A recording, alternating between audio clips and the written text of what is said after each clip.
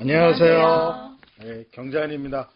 오늘도 책 리뷰 시간을 시작할 텐데요.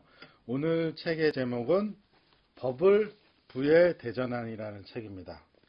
상당히 재밌는 책이기도 하고 굉장히 어려운 책이기도 합니다. 이 책에 대해서 리뷰를 좀 시작하도록 하겠습니다. 그 뒤에 배경화면이 조금 이상한데요. 저희들이 이제 제주도로 왔다 갔다 하면서 이 동영상을 찍고 있는데 지금 이제 이 동영상을 찍는 곳이 마땅치 않아서 지금 그 호텔 방에서 찍고 있습니다. 이 좀 양해 부탁드리고요. 자, 책 리뷰 시작하겠습니다. 부의 대전환, 윌리엄 퀸, 존 디 터너가 지으셨고요. 최지수 옮김이고 브라이트라는 출판사에서 나왔습니다. 가격은 18,000원입니다. 이 책을 일단 목차를 간단히 좀 설명드리면요. 총 12장으로 구성되어 있는데요. 파트 1은 떠오르거나 무너지거나 이렇게 해서 버블의 두 얼굴부터 시작해서 맨 마지막 꿈꿔본 적이 없는 미래 이렇게 총 12챕터로 구성되어 있습니다. 이 책에 대한 경자인의 평가 저부터 한번 해보겠습니다. 버블 트라이앵글이라는 개념에 대해서 너무 공감하고 도움이 많이 되었다. 다만 경제 역사와 지식이 없다면 내용을 이해하기 상당히 어렵고 고통스럽다. 특히 고통스럽다라는 단어에 독자 여러분 좀 참고를 해주셨으면 좋겠습니다. 자, 다음. 저는 제 한 줄 평은 정말 짧게 말할 수 있어요. 뭐야? 버블의 백과사전. 백과사전, 그렇지, 맞습니다. 그다음 끝인가요? 그 이상 아니에요. 정말 딱 읽는 내내 그 생각밖에. 전 세계 버블을 다 모아놨다. 맞습니다. 이런 느낌이 있어요. 네. 지휘자는요? 저는 역사적으로 흘러온 경제 버블에 대한 내용은 굉장히 임팩트 있는 내용을 많이 담고 있다. 하지만 현재가 과연 코로나 이후에 현재가 과연 버블인가 아닌가에 대한 고민을 여전하게 남아있는 그런 책이다. 이렇게 얘기할 수 맞습니다. 있습니다. 이 책을 이해하기 위해서는 지금 화면에서 나오는 버블 트라이앵글이라는 이 개념을 좀 숙지하시면 좋을 것 같습니다. 지금 보시면 이 화재가 발생을 하면 화재는 세 가지로 구성된다고 해요. 산소, 연료, 열. 이 세 가지 중에 하나라도 안 되면 화재가 발생하지 않고 꺼진다고 그럽니다. 예를 들면 산소가 없으면 더 이상 타지 않고 연료도 마찬가지겠죠. 그 다음에 열, 이거 마찬가지인데요. 이런 트라이앵글, 화재가 발생하는 이런 트라이앵글이 있는데 얘를 경제 버블도 똑같이 적용을 해서 지금 그림에서 보시다시피 이 시장성, 돈, 신용, 투기 이 세 가지가 결합이 돼야지만 버블이 발생하고 그리고 이게 이제 점차 증가하다가 버블이 폭파된다 라는 내용이고요. 몇 가지 개념만 좀 말씀드리면 버블을 구성하는 세 가지 요소 시장성은 자유롭게 파고 살 수 있는 용이성을 의미한다고 합니다. 즉 주식이 대표적이겠죠. 그 회사를 살 수는 없지만 삼성전자를 살 수 없지만 일부는 살 수 있죠. 그래서 매매가 되는 것을 시장성이라고 하고요.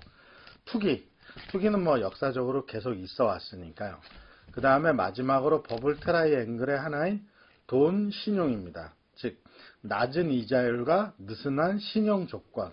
그러니까 이자율이 낮고 대출을 해주는데 이 거리낌 없이 그러니까 아주 스트릭트하게 신용 평가를 하지 않고 대부분이 원하면 대출을 받을 수 있는 이런 신용 조건.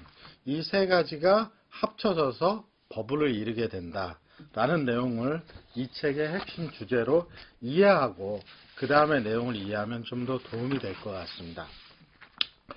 6페이지에 이런 문구가 나옵니다.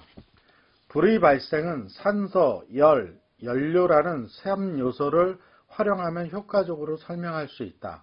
이 세 가지가 충분히 주어진다면 조그마한 불꽃을 일으키고 곧 큰 불도 일으킬 수 있다. 그리고 화재가 시작되고 난 다음 이 세 요소 중 하나를 제거함으로써 다시 진압할 수 있다. 버블의 발생 역시 3요소를 활용해 설명할 수 있다. 이렇게 되어 있습니다. 이 3요소의 설명에 대해서 어떻게 느꼈어요? 읽으시면서? 전 처음에 되게 좋더라고요. 이렇게 볼 수 있구나. 근데 뒤로 가면서 앞에 항상 이렇게 얘기를 해줬으면 좋았을 걸 하는 생각이 자꾸 들더라고요. 처음에는 약간 이런 게 있어서 이런 버블이 일어났다라는 걸 얘기하는 것 같았는데 뒤로 갈수록 이 3요소가 나왔다는 것조차 잊어버릴 만큼 뒤에선 얘기를 잘 안 하잖아요. 맞습니다. 그냥 그게 어떻게 일어났는지 어떤 결과였는지 이런 것만 나오니까 조금 아쉬웠어요. 그 부분은. 저는 이 버블의 구성 요소, 제가 이제 뭐 경제학과를 나왔습니다만 버블이라는 것에 대한 구성 요소를 이렇게 세 가지 개념으로 이해하는 것이 굉장히 멋있었다. 예, 역사적인 통찰력이 있지 않으면 사실 만들어내기가 쉽지 않은 그림이다. 이게 뭐 단순히 삼각형이기는 하지만 저는 굉장히 도움이 많이 됐습니다. 지휘자는 어땠어요? 이게 근데 프레임워크라고 하기에도 굉장히 단순하게 해서 굉장히 쉬운데 이렇게 했는데 뒤를 갈수록 이 세 개를 계속 생각하게 되잖아요.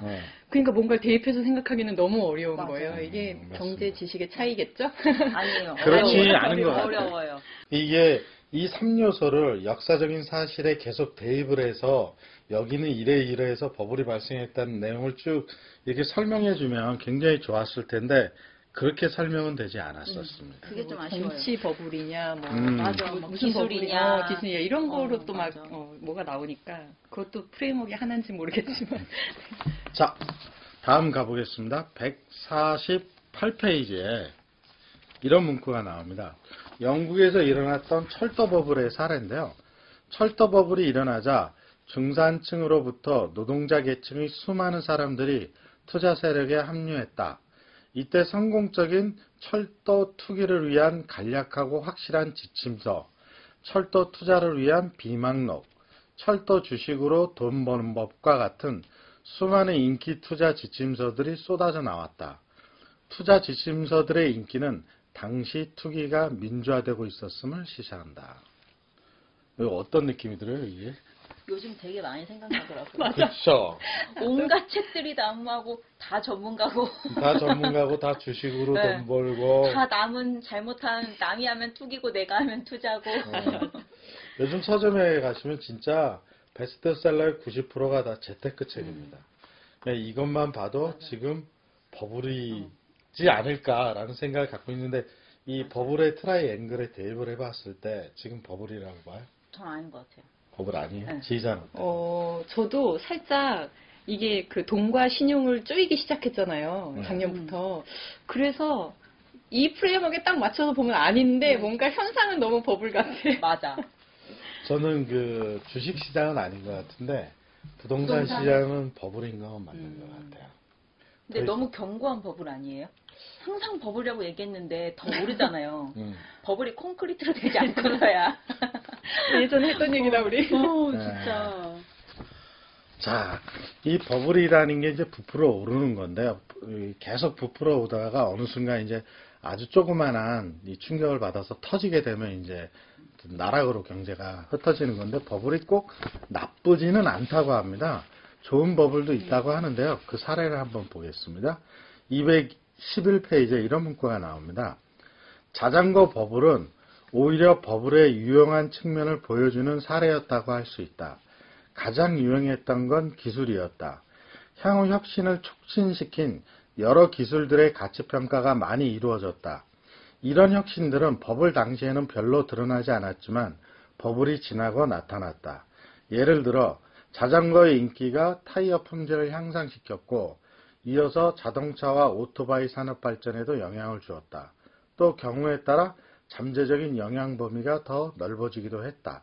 자전거 대량 생산을 위해 자동화 기계 설비가 만들어졌고 볼 베어링이 시작된 것이 그 예다. 해서 영국의 자전거 버블과 관련된 내용의 역사적인 사항을 좀 설명을 해주셨는데요. 이 자전거가 버블이 있었는지도 사실 이 책을 보고 처음 알았습니다. 하여튼 그 영국에서 일어났던 이 자전거 버블에서 수백 개 회사가 만들어졌는데 살아남은 회사는 몇 개가 안 된다고 하더라고요. 이때 많은 투자가 일어났고 자전거에 거기에서 나왔던 게 이제 타이어 품질, 그 다음에 베어링 이런 기술들이 이제 다음 산업 혁명에 많은 도움이 됐다라는 거고요. 우리의 시대로 보면 2000년대 초반에 닷컴 버블. 기억하실지 모르겠지만 그때 세럼 기술이라는 회사가 있었습니다. 이 세럼 기술이 뭘 가지고 그때 주가가 올랐었냐면 해외 유학하신 유학분들을 컴퓨터로 통신을 할 수 있다. 전화 통신을. 그래가지고 주가가 제 기억으로 24일 동안 상한가를 쳤었거든요. PC 통신을 말하는 건가요? PC 통신 다음인데 인터넷 전화. 지금은 보편화된 인터넷 전화. 그 새로운 기술이 그거를 이제 처음 상용화를 해서 냈어요. 그때 뭐 하셨길래 상한가를 알고 계셨어요? 그때 은행에 다녔죠. 그때 꽤 나중이군요. 네. 근데 그 이제 닷컴 버블이 꺼지고 난 다음에 그때 많이 투자가 됐던 게 인터넷 기술이 많이 투자가 됐잖아요. 그래서 지금에 있는 대부분의 인터넷 기술이 그때 투자됐던 그 기반의 산출물들인 거죠. 그래서 꼭 나쁜 것은 아니다. 당시에 새로운 기술이 하여튼 뭐 24일 상한가 쳐가지고 당시 기억으로 제 기억으로 회사 가치가 3조 원인가 뭐 그랬었어요. 어마어마했었죠. 그 회사는 어떻게 됐어요? 망했죠. 누가 먹지도 않고? 자체적으로 망했던 거로 기억나요. 안타깝네요. 자, 그 다음에 일본의 부동산 법을 여러분들 잘 아시는 내용 한번 설명드려 보겠습니다. 248페이지에 이런 문구가 나옵니다. 일본의 토지, 주식 버블이 갖는 특이점은 바로 돈과 투기가 서로 영구히 순환 지속되도록 만든 방식이었다. 은행은 땅을 대출 담보로 잡았기 때문에 땅값이 오르면 오를수록 은행은 더 많은 돈을 대출해 줄 수 있었다. 이렇게 대출받은 돈은 대부분은 다시 땅 또는 주식에 투자되었고 땅과 주식의 가격은 더욱 올라가고 그러면 은행들이 다시 더 많은 돈을 대출해 줄 수 있는 자유를 얻게 되고 그렇게 은행에서 빌린 돈은 다시 땅과 주식으로 투자되는 식이다. 이러한 순환적 관계를 인정해야 일본 도심의 땅값이 10년 동안 장장 320%까지 올랐다가 오른 만큼 다시 그대로 폭락하는 이 믿을 수 없는 부동산 버블의 규모를 설명할 수 있다. 이 부동산 버블 어떻게 꺼졌는지 기억나요? 전 꺼진 다음만 들어봐가지고. 네. 이 부동산 버블이 이렇게 해서 이제 커지게 돼서 아마 알고 계시는 분들 계실 텐데 일본의 땅값을 다 팔면 미국 본토를 다 살 수 있었다. 이때 당시에 뭐 굉장히 유명한 그 미국 회사들이 많이 넘어갔죠. 넘어갔는데 어떻게 폭락을 했냐? 일본 정부 중앙은행이 금리를 올렸습니다. 금리를 올리니까 한순간에 그냥 대폭락이 일어난 거죠. 이게 지금 우리나라에도 사실 적용될 가능성이 굉장히 지금 높죠. 현재 기준으로 동영상을 찍는 현재 기준으로 미국 10년 만기 장기 국채가 지금 1.7% 정도 그 금리를 나타내고 있거든요. 1.7%면 이거 어마어마하게 높아진 금리거든요. 그럼 우리나라는 최소한 이거보다 더 높아야 됩니다. 금리가. 그래야 자본 유출이 발생하지 않으니까요. 그럼 최소한 3%. 거기서 이제 계속 올라가게 되면 4%, 5% 이렇게 올라가게 되는 거죠. 그럼 우리나라도 땅값이 꺼질 가능성이 매우 높은 그런 상황인 거죠. 꺼질까요? 대표적으로 아파트값. 안 꺼질 것 같아요. 안 꺼질 것 같아요? 네. 어때요? 꺼졌으면 좋겠네요. 꺼졌으면 좋겠지만 안 꺼질 네. 것 같아. 안 꺼질 것 같아요? 네. 저는 금리 올라가면 꺼질 것 같습니다. 금리 올라가면. 기회가 없나요? 기회가 올라면 현금을 갖고 있어야죠. 이제 열심히 마련해야죠. 근데 여기 일본 버블에 대한 얘기 나오면서는 일본 버블은 거의 약간 개인의 뭐 어떤 그런 투기성보다는 기관과 그쵸. 정치적인 정부와 이런 거에 의한 거잖아요. 그러니까 현재 우리의 상황이랑은 조금 다른 안 거 아닌가요? 맞죠. 네. 안 맞죠. 그러니까 일본의 부동산 버블은 기업이 띄운 버블이거든요. 근데 우리나라 같은 경우는 부동산 버블이 기업이 띄웠다고 보기보다는 일반 개인들이 아파트 값을 띄우게 된 것이죠. 물론 뭐 의도적으로 띄우지는 않았겠습니다만 결과적으로는 지금 아파트 가격이 굉장히 많이 상승했죠. 사실 뭐 이제 최책임 같이 이렇게 솔로이면서 그 사회생활을 시작한 지 얼마 안 된 사람들한테는 서울의 아파트를 사는 것은 거의 꿈과 같은 얘기일 수 있을 것 같아요. 그게 버블이에요. 그게 버블이에요. 맞아요. 그게 버블입니다. 꿈은 꿀 수 있게 해줘야잖아. 맞아. 맞습니다. 꿈을 꾸게 해줘야 합니다. 근데 어떻게 될지 모르겠습니다. 뭐 제가 전문가가